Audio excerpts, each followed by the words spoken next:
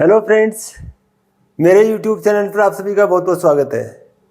मैं हूं doctor MP Sharma.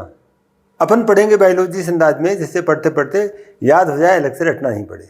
आज शुरू कर रहे हैं अपन एक नया टॉपिक, एंडोप्लाज्मिक रेटिकुलम। कोशिका का एक महत्वपूर्ण कोशिकांग है और यह रेटिकुलम के रूप में, जाल के रूप में होता है।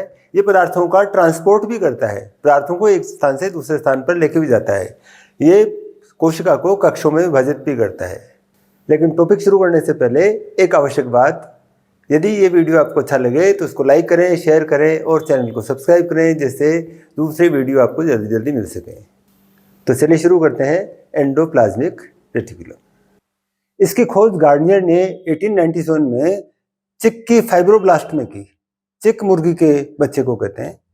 इलेक्ट्रॉन माइक्रोस्कोप से इसका अध्ययन पोर्टर, क्लोडे और फुलम ने किया और 1953 में पोर्टर ने इसको रेटिकुलम का एंडोप्लाज्मिक रेटिकुलम। ये इकाई कला से घिरा हुआ कोशिकांग है, एक इकाई कला से घिरा हुआ कोशिकांग, और 3 संरचनाएं मिलकर एंडोप्लाज्मिक रेटिकुलम बनाती हैं। पहला सिस्टर्नी। सिस्टर्नी का मतलब चपटे कोश, कुंडिकाएं।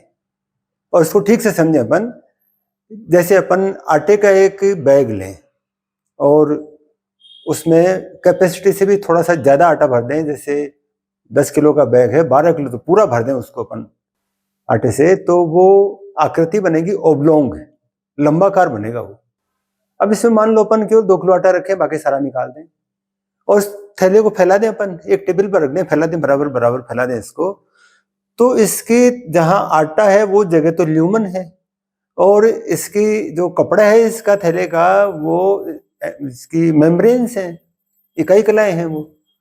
और आटे को मान लिया अपन, जो पदार्थ इसके अंदर एंडोप्लाज्मिक रेटिकुलम में जो पदार्थ हैं वो हैं। तो ये जो संरचना बनी, ये सिस्टर्नी, चपटा कोश, चपटा थैला बन गया। इस थैले को अपन वक्री तौर कर दें, जैसे ये न्यूक्लियस है और न्यूक्लियस का ये केंद्रक आवरण है। इस केंद्रक आवरण के नीचे एक सिस्टर्नी, इसके नीचे एक और सिस्टर्नी, इसके नीचे एक और सिस्टर्नी, इसके नीचे एक और सिस्टर्नी, ऐसे एक के ऊपर एक सिस्टर्नी, एक तह के रूप में ये सिस्टर्नी आपस में जुड़ी हुई हैं। ये सिस्टर्नी बाह्य केंद्रक आवरण से भी जुड़ी हुई हैं। अपने पढ़ा है बाह्य केंद्रक आवरण पर राइबोसोम पाए जाते हैं, इन सिस्टर्नी पर भी राइबोसोम पाए जाते हैं। तो यहाँ के पदार्थ कौन सा स्थान, परिकेंद्रक स्थान, पेरी न्यूक्लियर स्पेस से पदार्थ यहाँ आ सकते हैं, इसमें आ सकते हैं, इसमें आ सकते हैं, और ये जुड़ी हुई है टिब्यूल से। तो सिस्टर्नी में क्या होता है, सिस्टर्नी में यहाँ जो राइबोसोम से प्रोटीन बनेंगी वो सिस्टर्नी में प्रवेश करेंगी और प्रोटीन का बनना ट्रांसलेशन, ट्रांसलेशन के बाद की स्थिति पोस्ट ट्रांसलेशनल चेंज, परिवर्तन प्रोटीन में, काट-छांट प्रोटीन में, प्रोटीन की श्रृंखला में संश्लेषण के बाद की काट-छांट को प्रोसेसिंग कहते हैं, पोस्ट ट्रांसलेशन चेंज कहते हैं। ये सब इस सिस्टर्नी की गुहा में हो रही है। दूसरा है ट्यूब्यूल्स। ये पतली नलिकाएं हैं, पतली पतली नलिकाएं हैं, फाइन ट्यूब्यूल्स हैं, और ये आपस में मिलकर जाल बनाती हैं, रेटिकुलम बनाती हैं, और चारों तरफ फैला हुआ है वो जाल। ये जाल यहाँ गोल्जी कॉम्प्लेक्स तक भी आया हुआ है और गोल्जी कॉम्प्लेक्स के पास में जो जाल पाया जाता है उससे जुड़ा हुआ है ये। इन ट्यूब्यूल्स के अंदर एंजाइम दूसरे तरह के हैं, यहाँ प्रोटीन से संबंधित हैं, यहाँ पर शर्करा और लिपिड से संबंधित एंजाइम्स हैं, लिपिड के संश्लेषण के, पॉलीसेक्राइड्स के संश्लेषण के एंजाइम्स हैं यहाँ पर।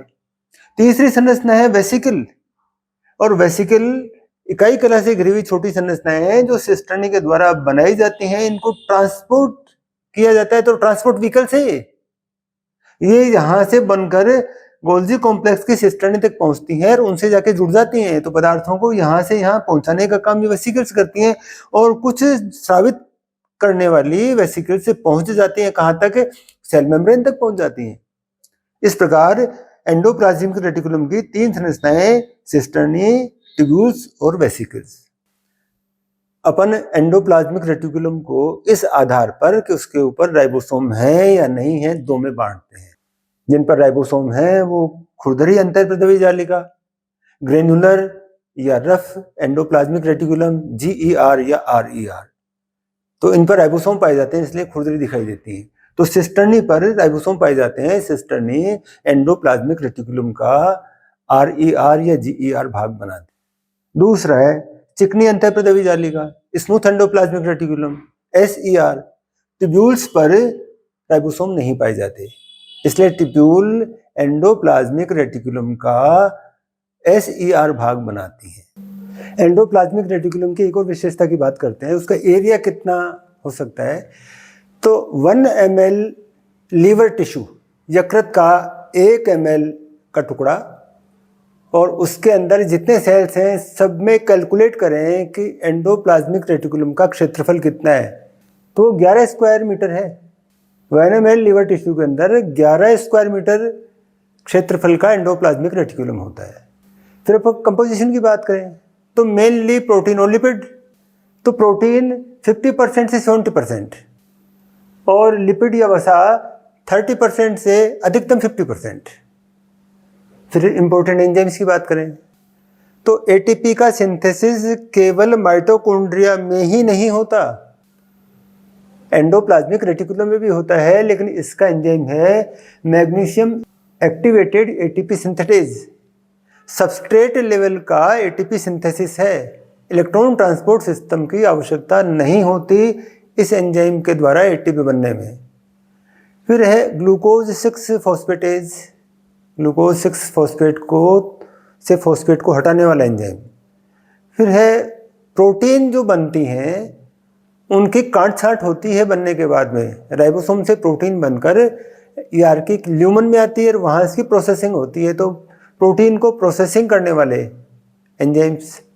और इसी तरह से स्मूथ एंडोप्लाज्मिक रेटिकुलम में लिपिड्स का सिंथेसिस होता है, स्टेरॉइड का सिंथेसिस होता है, स्टेरॉइड हार्मोन का सिंथेसिस होता है, फैटी एसिड्स का सिंथेसिस होता है। तो ये सब काम करने के लिए एंजाइम्स, तो जनरल टर्म क्या कह देंगे अपन, enzymes for lipid synthesis.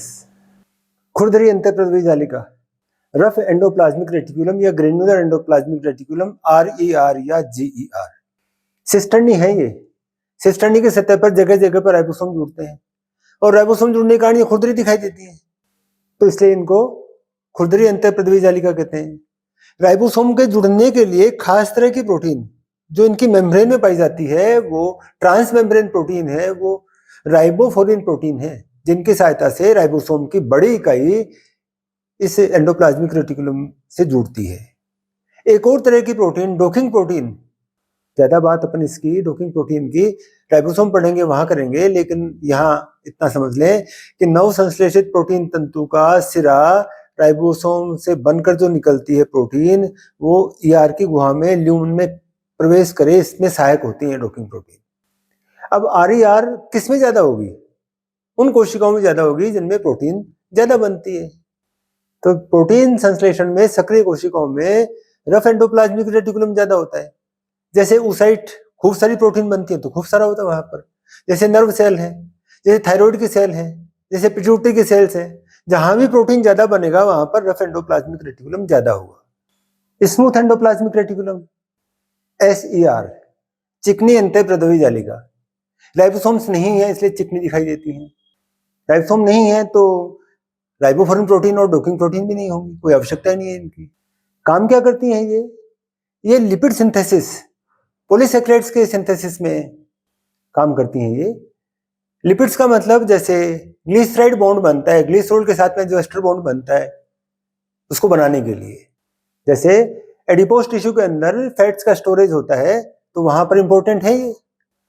Cholesterol के सिंथेसिस में, स्टेरॉइड हार्मोन के सिंथेसिस में, पॉलीसैकेराइड्स में जो ग्लाइकोसाइड बॉन्ड होता है उसके सिंथेसिस में, जैसे ग्लाइकोजन का संग्रह ट्यूब्यूल्स में ग्लाइकोसोम नाम की कणिकाओं के रूप में होता है। इनको बनाने के लिए, ग्लाइकोसाइड बॉन्ड बनाने के लिए एंजाइम पाए जाते हैं। तो SER नलिकाओं के रूप में है, जिस प्रकार से RER सिस्टर्नी के रूप में है उस तरह से SER नलिकाओं के रूप में है। तो कौन कौन से सेल्स में, कौन कौन से टिश्यूज में ज्यादा होंगी ये, जैसे एडिपोज टिश्यू के अंदर ज्यादा होंगी, जैसे स्टेरॉइड हार्मोन और कोलेस्ट्रॉल का सिंथेसिस करने वाली एड्रिनल की कोर्टेक्स, अधिवृक्क ग्रंथि का वलकुट, उसकी कोशिकाओं में होंगी। जैसे वृषण की लेडिक सेल्स, उनको अंतराली कोशिका इंटरस्टिशियल सेल कहते हैं, जहां पर टेस्टोस्टेरोन और ये हार्मोन बनते हैं वहां ज्यादा होंगी। यकृत की ग्लाइकोजन का संग्रह करने वाली कोशिकाओं में ट्यूब्यूल्स ज्यादा होंगी, स्मूथ एंडोप्लाज्मिक रेटिकुलम ज्यादा होगा।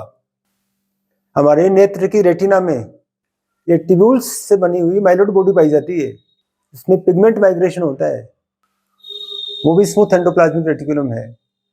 और हमारी रेखित पेशियों में, वॉलेंट्री मसल्स में, स्ट्रेप्ड मसल्स में, इच्छिक पेशियों में जो सार्कोप्लाज्मिक रेटिकुलम है वो एंडोप्लाज्मिक रेटिकुलम का ही परिवर्तित रूप है। ट्यूब्यूल और सैक से बना हुआ, कैल्शियम के संग्रह और कैल्शियम के रिलीज करने के लिए, ये स्मूथ एंडोप्लाज्मिक रेटिकुलम। अब अपन एंडोप्लाज्मिक रेटिकुलम के फंक्शंस की बात करते हैं। तो इसका वर्णन करते करते अपन ने फंक्शंस भी पढ़ लिए हैं, लेकिन एक बार फिर दोहराते हैं। कोशिका का कंकाल बनाती है ये, ट्यूब्यूल्स का जाल फैला रहता है, वो कोशिका का कंकाल का कार्य करता है। कोशिका का आंतरिक क्षेत्रफल बढ़ाता है, जैसे अपन ने बात की थी अभी, 1 ml लीवर टिश्यू में 11 वर्ग मीटर क्षेत्रफल है एंडोप्लाज्मिक रेटिकुलम का। तो क्षेत्रफल बढ़ाता है, इंटरनल सरफेस एरिया बढ़ता है सेल का इसके कारण। फिर इंट्रा और इंटरसेल्युलर ट्रांसपोर्ट, कोशिका के अंदर पदार्थों का एक जगह से दूसरी जगह जाना, इंट्रासेल्युलर ट्रांसपोर्ट, इसलिए इसको कोशिका का सर्कुलेटरी सिस्टम भी कहते हैं। इंटरसेल्युलर ट्रांसपोर्ट, एक कोशिका से दूसरी कोशिका में। तो कोशिका से सीधे पदार्थ न्यूक्लियस से होते हुए, ट्यूब्यूल से होते हुए कोशिका के सीधे बाहर निकल जाते हैं, इंटरसेल्युलर ट्रांसपोर्ट। फिर नेक्स्ट है, कोशिका को कक्षों में विभाजित करता है, अलग अलग कंपार्टमेंट्स बन गए इसके जाल के कारण। चीजें एक जगह से दूसरी जगह भागती नहीं है ऐसे, तो कंपार्टमेंट बन गए। फिर नेक्स्ट है प्रोटीन की संश्लेषण की क्रिया, एक तो राइबोसोम को जगह देता है ये, तो प्रोटीन संश्लेषण में सहायक है। दूसरा, जो प्रोटीन अंदर प्रवेश करती है उनकी कांटछांट में सहायक है, तो प्रोटीन की प्रोसेसिंग है। ये 2 इंपॉर्टेंट काम है इसके। फिर नेक्स्ट है लिपिड का संश्लेषण, लिपिड के अंदर वसा भी आ गई, लिपिड में कोलेस्ट्रॉल भी आ गया, तो लिपिड की फैक्ट्री है ये सेल की। जैसे अपन राइबोसोम को फैक्ट्री कहते हैं प्रोटीन की, उस तरह से लिपिड की फैक्ट्री है ये स्मूथ एंडोप्लाज्मिक रेटिकुलम। ग्लाइकोजन बनता है, और ग्लाइकोजन जब आवश्यकता होती है तो निकलकर ग्लूकोज के रूप में लीवर से बाहर भी निकलता है। तो ग्लाइकोजन का संश्लेषण, ग्लाइकोजन का संग्रह और आवश्यकता पड़ने पर ग्लाइकोजन को मुक्त करना, तो सारा का सारा ग्लाइकोजन का मेटाबॉलिज्म या उपापचय कहलाता है।